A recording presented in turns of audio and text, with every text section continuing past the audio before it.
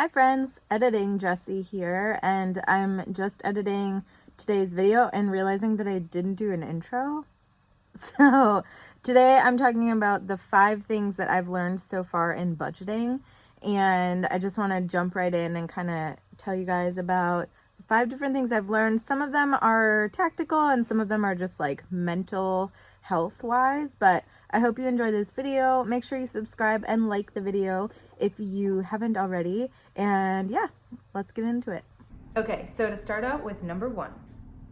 This is probably the biggest one that I had to learn, and it sounds so obvious, but I don't know about you guys. When I first started budgeting, which was just a few months ago, it was like in February, I was like, great, I'm gonna start budgeting now, everything's going to be better, I'm gonna have all this money, and I'm gonna be able to pay off all my debt.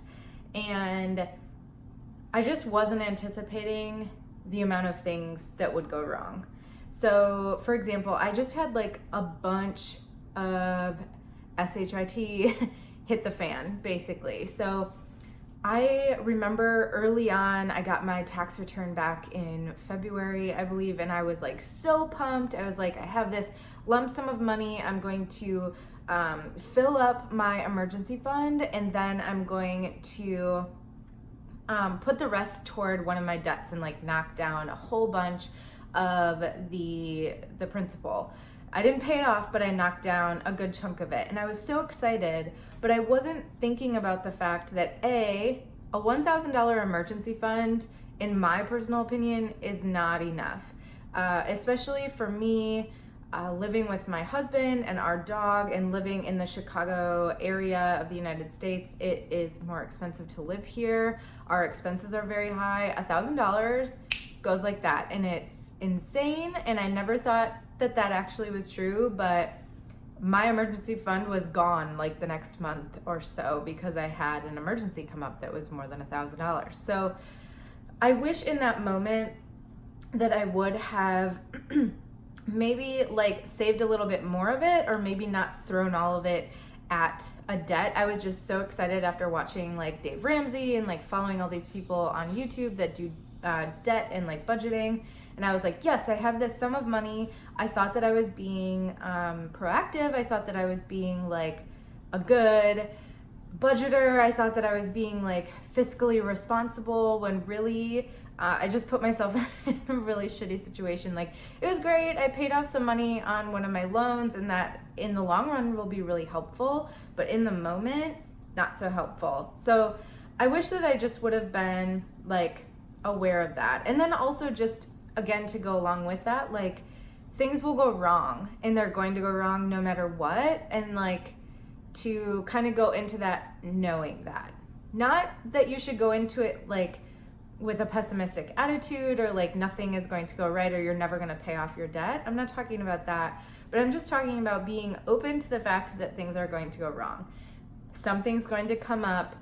Your food bill is going to be heavier, or higher. Your husband is going to not budget the same way that you do. Your AC bill is going to skyrocket because it gets really hot out. And there's all of these things, especially when you're brand new to budgeting, that you just don't think about. And I think which kind of leads into some of these other tips, or not tips, but like things I'm telling you that I've learned in my few months of budgeting. It's just gonna be hard sometimes, and just having support and having the ability to be kind to yourself in those situations and know that you're doing the best that you can is really important. And that's something that I am currently still learning. If you watched my September budget, then you kind of know that things are a little crazy for us right now, and it's been a little stressful. In fact, that video, I was very much in a very bad place mentally when I filmed that, and I'm in a much better place now. But like, I was so discouraged that something went wrong and I didn't know what to do about it. But I really do think that these are all lessons, and these are all things that I need to learn, and I need to understand that like not everything's going to be perfect all the time, including your debt-free journey.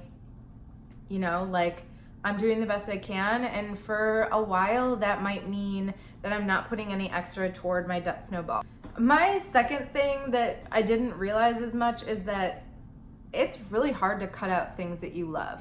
And that's something that I am one of those kinds of people that's like very black and white. I'm like, either you're in or you're out. And it's hard not only for me to cut out things that I love, but for my husband to cut out things that he loves. And if I'm honest, and if he's honest, he's not doing super great at it right now. And it's something we had to have a conversation about. But then there's me, who I just like cut literally everything out of my budget that I possibly could, which makes it so disheartening, and it makes it so hard to like move forward in your budgeting journey because you feel like you have nothing to look forward to. Like, I love paying bills. I honestly do. It like makes me excited. I feel very grateful that I have the money to pay my bills. But when I'm not giving myself anything, like for example, I need to buy new underwear, y'all. And like my husband needs to buy new socks. And we just like don't budget for it, or we don't have the budget for it, or, you know, we don't budget to have date nights, and I like cut out all the things that I loved. I cut out getting my nails done. I cut out getting, going out to coffee with my friends. I cut out like literally everything, honestly, and like all this stuff. And it's so sad. And it's just hard to like move forward. So I think that like learning and kind of dealing with the fact that you're going to have to cut things out, especially if you have a little bit lower of an income, or meaning just that your income doesn't cover all of your current expenses and your debt. I do think that you do have to get over it a little bit. You do have to make some sacrifices and cut some stuff out. But I also think that you need to be kind to yourself and like give yourself a little bit of leeway there.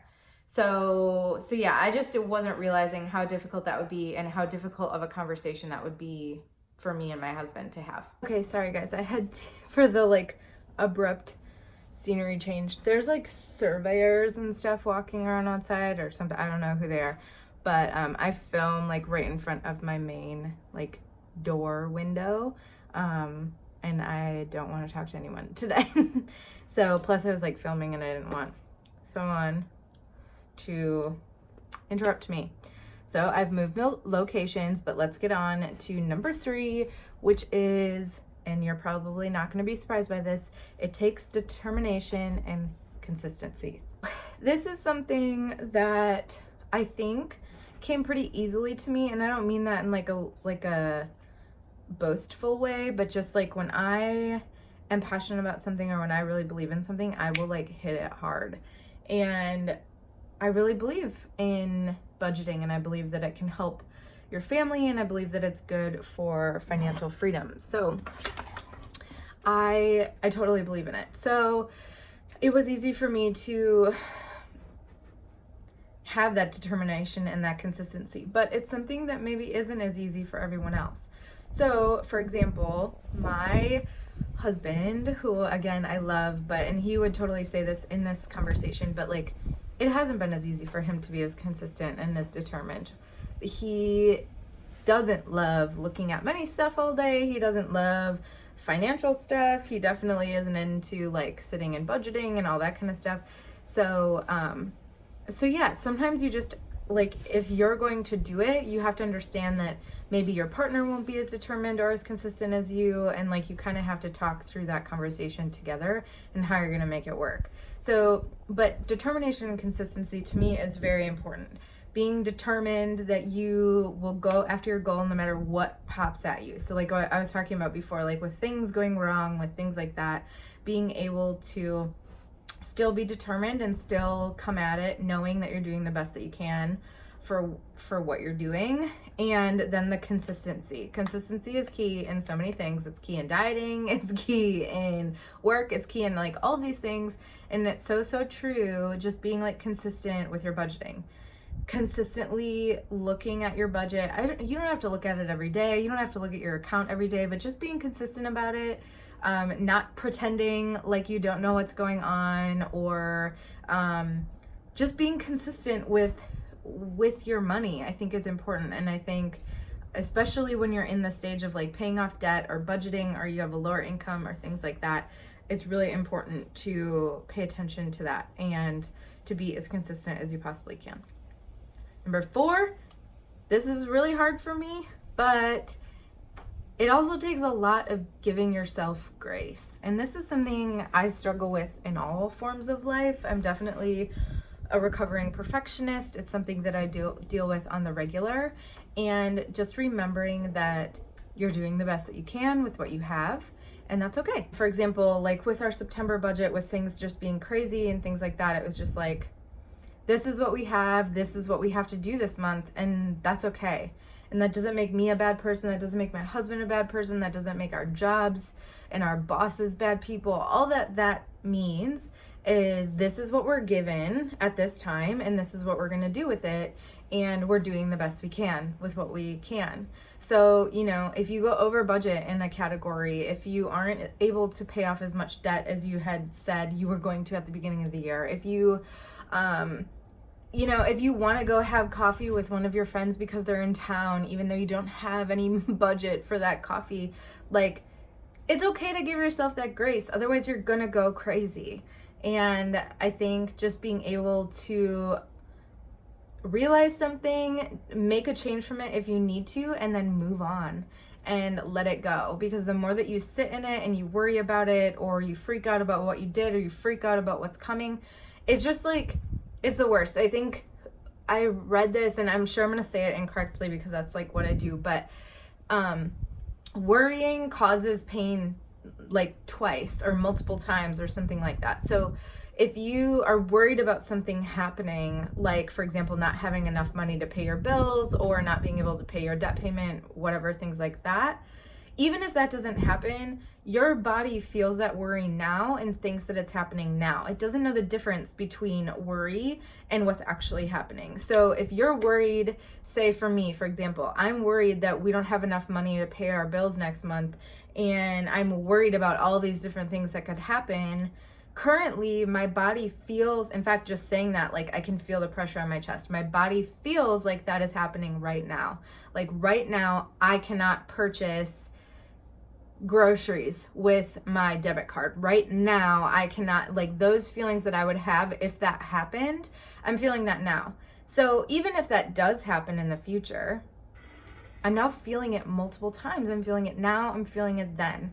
And that sucks. Like, who wants to feel shitty things multiple times? No one. So I think just being able to give yourself grace, understand if something happens, understand that there's gonna be problems, things will go wrong, like I said, and just being able to move past that is really important. And it's something that I'm learning. It's something that I go to therapy about. In all things in life, I struggle with the black and white and like giving myself grace in that gray area. And I just think that it's important to remember, and I want to tell you that like, it's okay, everything will be okay, you're doing the best you can. And number 5, technically I have 6, I'm gonna add a little bonus one at the end, but number 5 is, it's really freaking exciting to pay off debt, to watch that number go down in your debt snowball every month. Even when you're only paying minimum payments, one of my favorite things to do in my little debt snowball tracker on my budget is to watch it go down. Even though it's ever so slightly, because I'm only paying minimum payments right now, it's still so exciting to see that number consistently go down. And like every now and then there will be a little bloop, and like something, interest happens, or we had to put a purchase on a credit card for some reason, and things will go up a little bit, and that sucks too, but at least you're aware of what's happening. And it's so exciting to watch bills go down, or to pay off debt, or to, even like I said earlier, when I put that like big sum of money toward my one of my debts and it didn't pay it off, it was still so exciting to see it literally go down by $1,000. Like, that's crazy. And it was so exciting. And I think that it is important to celebrate those little wins, even if it's just little things, like you stayed under budget for your restaurant budget for 2 months in a row, or you were able to find a way to cut down your phone bill or something like that. It's also so exciting, and it's important to be excited in that moment. And then my little bonus one is actually about this little community, like this community, I shouldn't say little, of like debt-free community, the people that are going after kicking their debt to the curb, people that don't have debt, that are just budgeting and like being careful for their family, or not even being careful, but just knowing where your money goes. I follow a couple of bloggers who honestly, if you or I were watching it, you might be like, they don't even need to budget. They have plenty of money per month. But it's something about seeing where your money is going. I personally, even if when I have millions of dollars, I'm still going to budget. I still want to know where my money is going. I want to be grateful for the fact that I can invest this money in different things like beautiful food and like a wonderful place to live and travel and things that I can do for my family and like all that kind of stuff. And I think that it's important to know where your money is, no matter if you are making zilch or you're making zillions, honestly. I think that it's important to just like know where your money is going. And this whole community is so cool. It's so supportive. I've had people who have much larger channels than mine reach out to me or comment on my videos or comment back to me when I comment on their videos. And I've honestly been in the YouTube space for a really long time on my old channel.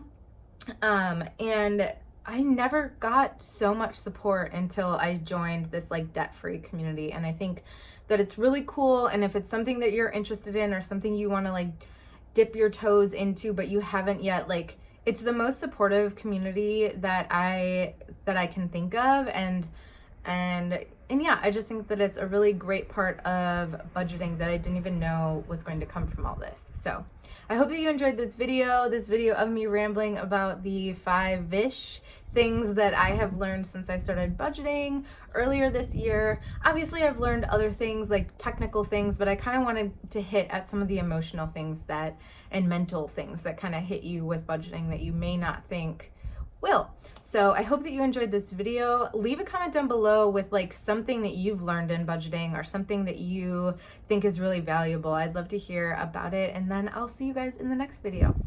Bye.